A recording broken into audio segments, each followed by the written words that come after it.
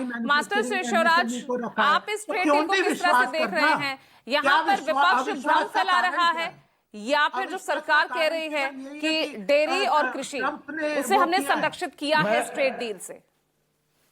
भारतीय किसान यूनियन लोक शक्ति का राष्ट्रीय अध्यक्ष मैं सबको बता देना चाहता हूं, आपके चैनल के माध्यम से इस देश को बता देना चाहता हूं कि भारत में जो कृषि है वो व्यापार नहीं है, वो जीवन यापन का साधन है। और भारत की जो खेती है वैसे ही घाटे का सौदा हो रही है, किसान हर साल घाटे की खेती कर रहा है। और अमेरिका का जो किसान है वो खेती व्यापार के माध्यम से करता है और लगभग खेती का सारा खर्चा वहां सरकार उठाती है। वह मकई की, गेहूं की, मिल्क प्रोडक्ट की, ये सारा जो खर्चा है, जो सब्सिडी है, अमेरिका सरकार बहुत ज्यादा खेती पर खर्च करती है, जो कि हमारी सरकार हमारे यहाँ कभी नहीं कर पाएगी।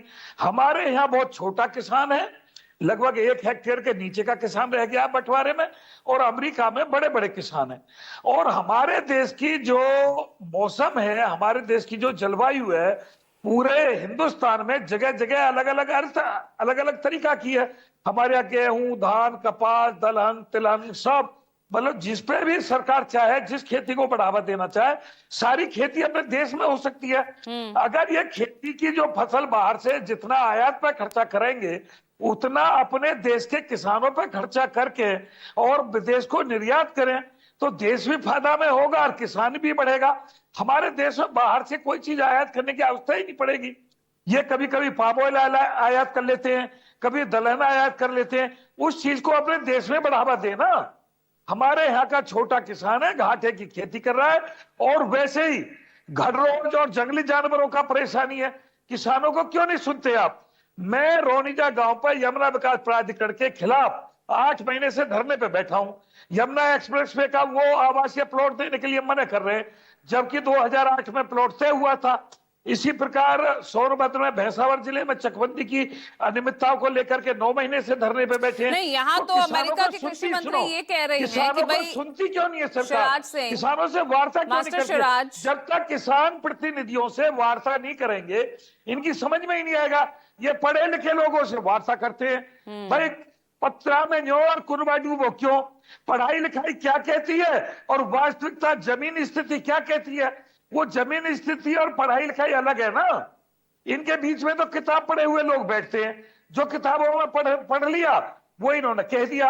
अरे भाई, मौके की स्थिति देखो, स्थलीय स्थिति देखो, क्या तो इस ट्रेड डील से आप ठगा महसूस कर रहे हैं मास्टर शिवराज? जी, किसान इस डील से ठगा हुआ महसूस कर रहा है क्या?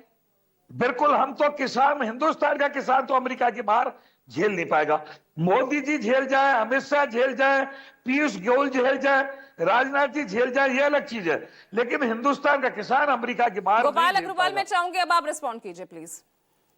देखिए, मैं शिवराज जी को पूरी तरह से आश्वस्त करना चाहता हूं कि जिस तरह बाकी 8 ट्रेड डील्स हुई हैं अलग अलग कंट्रीज से, 37 कंट्रीज से ऑलरेडी हो चुका है, ये 38वां देश है यूएस, उसमें किसानों के हित को, हमारे फिशरीज के उद्योग को, मैरीन इंडस्ट्रीज को अब पूरी तरह से संरक्षित किया गया है। नहीं तो देश में खर्चा करना। ठीक है, एक बार जवाब ले लीजिए मास्टर शिवराज, जवाब ले लीजिए एक बार। हाँ, देखिए 2 अलग चीजें। ट्रेड डील और भारत के किसानों की अलग समस्या है, उसका ट्रेड डील से सीधा संपर्क भारतीय किसानों को नुकसान दिख रहा है अपना। कहाँ अभी प्रोविजंस आए नहीं है, जब हम कह रहे हैं यहाँ पे आपके सामने पूजा जी।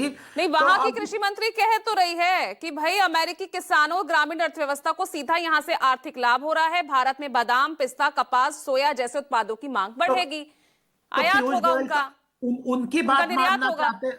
पीयूष गोयल जी ने क्या कहा कि हमने किसानों के हित को पूरी तरह संरक्षित किया है, हमने मैरीन इंडस्ट्रीज को संरक्षित किया है, हमने टेक्सटाइल लोगों के इंटरेस्ट को संरक्षित किया है। तो आप उसको क्यों नहीं मानना चाहते? मुझे ये समझ नहीं आता कि आप अमेरिका के एक, जो कि पूरी तरह से ग्लोबल लेवल पे इस वक्त जिस तरह की वो बातें करते हैं, वो डिसरप्टिव बातें करते हैं, उसकी बात मान के आप